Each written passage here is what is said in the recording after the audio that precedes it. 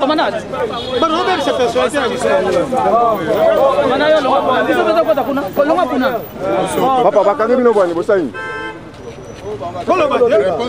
Normalement, Moussala l'État, Moussala l'État. Biso va passer biso ordre de mission, tout ça la Moussala est le ministère des Transports. Tout ça contrôle technique. La contrôle technique on a.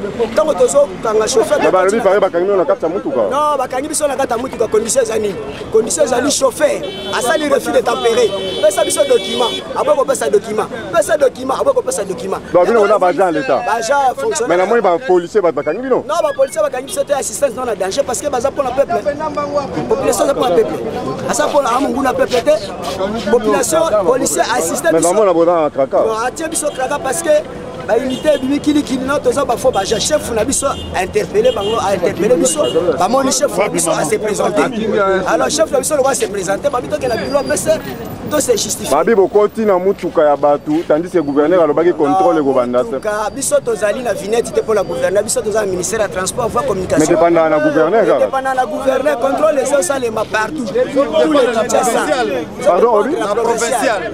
Les provinciales qui Pese ya kangi bagage en transport. Papa, donc biso awa na pouvoir na ebisayo pas moyen ya pas moyen. Donc trop, je sais même pas donc trop ya ndenge ni na kokoloba. Donc ndenge bakangi bango moda ngana pesi PCR félicitations vraiment mingi ya mingi. Et puis ne basa bango, basa belé ana pouvoir awa. Donc basa bo me belé ba continuer ko ba ça ba accident et belé awa na nzela oyo. Merci. Voilà, même oh va ça là, oh ça va fancy. Ba bureau de kanga ba fosse de oh abango ko kanga ba chauffeur. Et bango ba bureau de ça. Ba ça ba mikana pesa mabe. Faut bakanga bango bakendo sana bolo ka lufungula. Bango baza ba miyibi. Faut bakanga bango bakena luka lufungula. Bon, c'est quand on est ngaba mi. Bango ba miyibi bazo sikaza mabe. Bakana mabe. Papa, le chauffeur. Alex na ordre de mission na bango ministère. Ba na ordre de mission.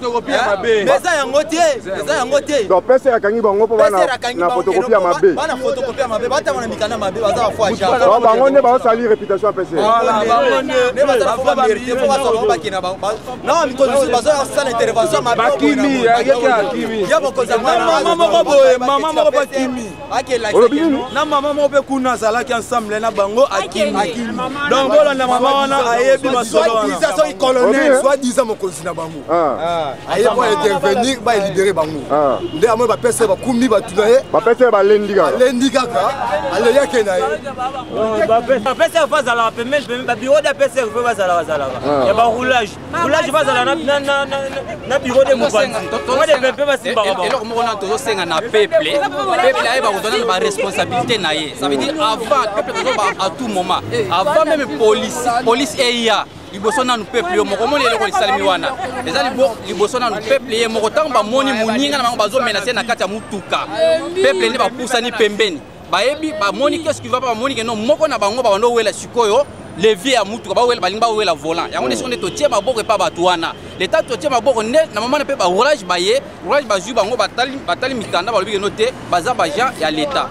Mais dans batali mikanda, ma document, on est à document moko yamabe. Il y a un assuko bazu, bango, bakena, bango, sur qui le droit, pour aller parce qu'on est nous, ça, qu'on l'a sur bah, yo, on va na bateau, ba kabola mikanda, l'État, mais yamabe.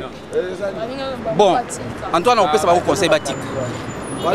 C'est pas bon, il faut que les mboka ils ont changé, mouké ils ont changé. Donc on est tout le monde les autres il faut même esprit à bateau, mentalité à bateau changer. Il faut batika.